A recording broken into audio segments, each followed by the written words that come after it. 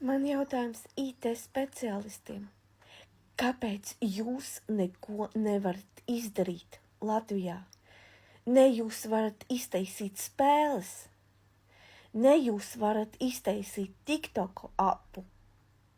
Nu, nevis TikTok apu, bet analogu.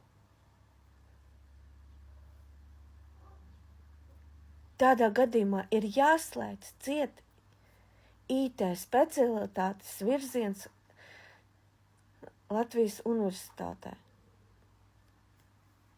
Tas virziens nav vajadzīgs Latvijā, jo mūsu IT speciālisti neko nespēja izdarīt.